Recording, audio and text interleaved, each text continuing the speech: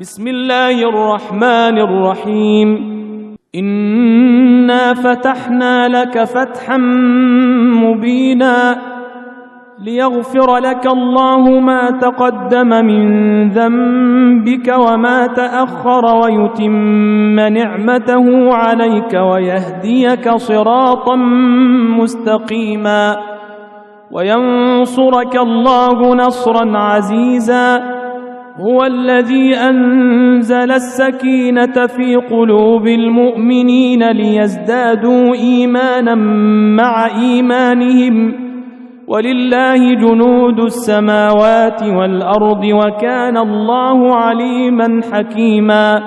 In the name of Allah, the most gracious, the most merciful.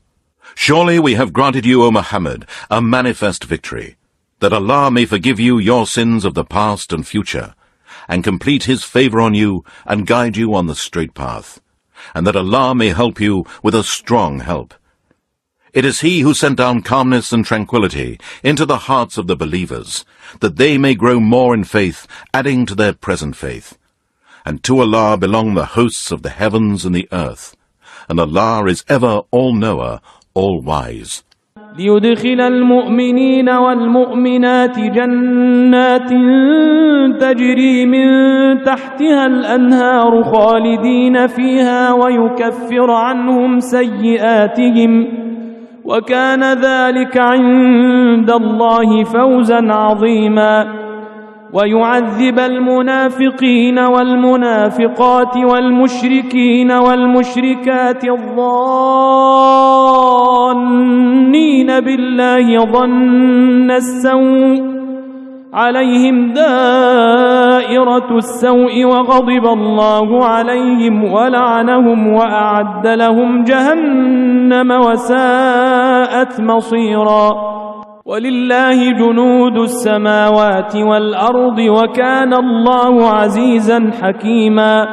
That He may admit the believing men and the believing women to gardens under which rivers flow in paradise, to abide there forever, and to expiate from them their sins, and that is in the sight of Allah a supreme success. And that He may punish the hypocrites, men and women, and also the polytheists, men and women, who think evil thoughts about Allah. For them is a disgraceful torment, and the wrath of Allah is upon them. And He has cursed them, and prepared hell for them, and worst indeed is that destination. And to Allah belong the hosts of the heavens and the earth, and Allah is ever all-knower, all-wise. إنا أرسلناك شاهدا ومبشرا ونذيرا لتؤمنوا بالله ورسوله وتعزروه وتوقروه وتسبحوه بكرة وأصيلا إن الذين يبايعونك إنما يبايعون الله يد الله فوق أيديهم فمن نكث فإنما ينكث على نفسه ومن أوفى بما عاهد عليه الله فسيؤتيه أجرا عظيما. Surely we have sent you, O Muhammad, as a witness, as a bearer of glad tidings, and as a warner, in order that you, O mankind, may believe in Allah and His Messenger, and that you may assist and honor Him, and glorify Allah's praises morning and afternoon. Surely those who give a pledge to you, O Muhammad, they are giving a pledge to Allah. The hand of Allah is over their hands. Then whoever breaks his pledge, breaks it only to his own harm, and whoever fulfills the covenant he has made with Allah, He will bestow on him a great reward. سيقول لك المخلفون من الأعراب شغلتنا أموالنا وأهلنا فاستغفر لنا يقولون بألسنتهم ما ليس في قلوبهم قل فمن يملك لكم من الله شيئا إن أراد بكم ضرا أو أراد بكم نفعا بل كان الله بما تعملون خبيرا. Those of the Bedouin who lag behind will say to you, Our possessions and our families occupied us, so ask forgiveness for us. They say with their tongues what is not in their hearts. Say, Who then has any power at all to intervene on your behalf with Allah, if He intends you hurt or intends you benefit? No, but Allah is ever all aware of what you do. بل ظننتم أن لن ينقلب الرسول والمؤمنون إلى أهليهم أبدا وزين ذلك في قلوبكم وظننتم ظن السوء وكنتم قوما بورا ومن لم يؤمن بالله ورسوله فإنا أعتدنا للكافرين سعيرا. No, but you thought that the messenger and the believers would never return to their families, and that was made fair seeming in their hearts. And you thought an evil thought, and you became a useless people heading for destruction. And whoever does not believe in Allah and His messenger Muhammad, then surely we have prepared for the disbelievers a blazing fire. وَلِلَّهِ مُلْكُ السَّمَاوَاتِ وَالْأَرْضِ يَغْفِرُ لِمَن يَشَاءُ وَيُعَذِّبُ مَن يَشَاءُ وَكَانَ اللَّهُ غَفُورًا رَّحِيمًا. سيقول المخلفون إذا انطلقتم إلى مغانم لتأخذوها ذرونا نتبعكم يريدون أن يبدلوا كلام الله قل لن تتبعونا كذلكم قال الله من قبل فسيقولون بل تحسدوننا بل كانوا لا يفقهون إلا قليلا. And to Allah belongs the sovereignty of the heavens and the earth. He forgives whom He wills, and punishes whom He wills. And Allah is ever oft forgiving, most merciful. Those who lag behind will say, when you go to take the spoils, allow us to follow you. And they want to change Allah's words. Say, you shall not follow us. This Allah has decreed. Then they will say, no, you envy us. No, but they do not understand, except a little. قل للمخلفين من الأعراب ستدعون إلى قوم أولي بأس شديد تقاتلونهم أو يسلمون فإن تطيعوا يؤتكم الله أجرا حسنا وإن تتولوا كما توليتم من قبل يعذبكم عذابا أليما. Say, O Muhammad, to the Bedouin who lag behind, you shall be called to fight against a people given to great warfare. Then you shall fight them, unless they surrender. Then if you obey, Allah will give you a fair reward. But if you turn away as you turned away before, He will punish you with a painful torment. ليس على الأعمى حرج ولا على الأعرج حرج ولا على المريض حرج ومن يطع الله ورسوله يدخله جنات تجري من تحتها الأنهار ومن يتولى يعذبه عذابا أليما. No blame or sin is there upon the blind, nor is there blame or sin upon the lame, nor is there blame or sin upon the sick, that they do not go forth to war. And whoever obeys Allah and His messenger Muhammad, He will admit him to gardens, beneath which rivers flow in paradise.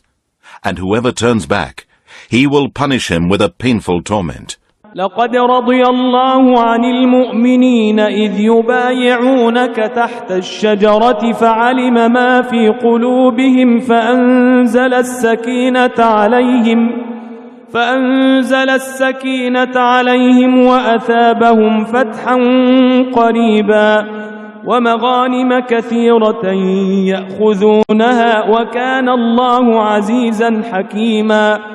وعدكم الله مغانم كثيرة تأخذونها فعجل لكم هذه وكف أيدي الناس عنكم ولتكون آية للمؤمنين ويهديكم صراطا مستقيما. Indeed, Allah was pleased with the believers when they gave their pledge to you, O Muhammad, under the tree.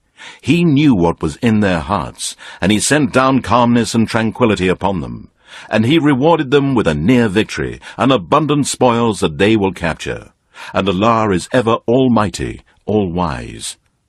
Allah has promised you abundant spoils that you will capture, and He has hastened this for you, and He has restrained the hands of men from you, that it may be a sign for the believers, and that He may guide you to a straight path. وأخرى لم تقدروا عليها قد أحاط الله بها وكان الله على كل شيء قديرا ولو قاتلكم الذين كفروا لولوا الأدبار ثم لا يجدون وليا ولا نصيرا سنة الله التي قد خلت من قبل ولن تجد لسنة الله تبديلا. And other victories and spoils He promises to you which are not yet within your power. Indeed, Allah encompasses them, and Allah is ever able to do all things. And if those who disbelieve fight against you, they would certainly have turned their backs, then they would have found neither a protector nor a helper. That has been the way of Allah already with those who passed away before, and you will not find any change in the way of Allah. وهو الذي كف أيديهم عنكم وأيديكم عنهم ببطن مكة من بعد أن أظفركم عليهم وكان الله بما تعملون بصيرا هم الذين كفروا وصدوكم عن المسجد الحرام والهدي معكوفا أن يبلغ محله ولولا رجال مؤمنون ونساء مؤمنات لم تعلموهم أن تطؤوهم فتصيبكم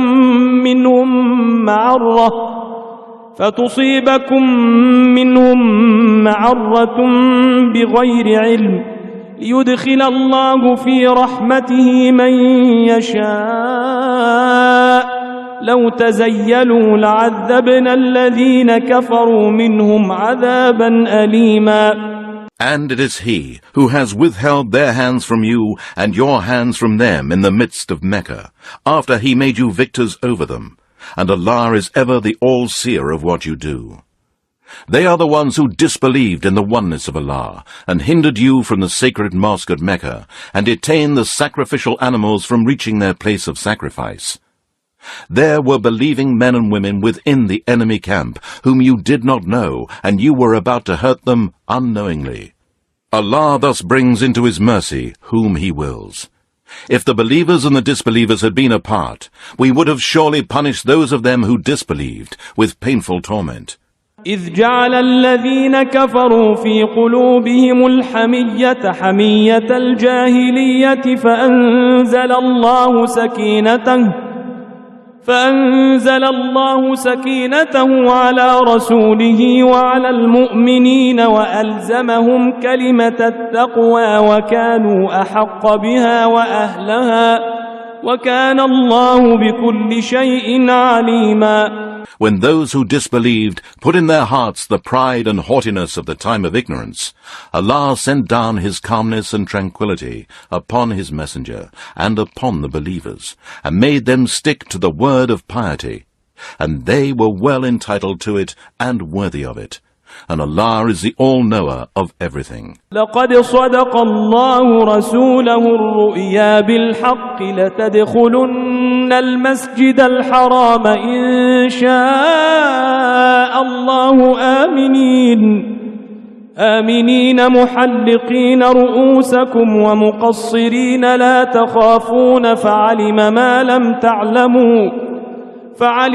لم تعلموا فجعل من دون ذلك فتحا قريبا. Indeed, Allah shall fulfill the true vision which He showed to His messenger in truth. Certainly you shall enter the sacred mosque, if Allah wills, securely, some having your head shaved, and some having your hair cut short, and having no fear.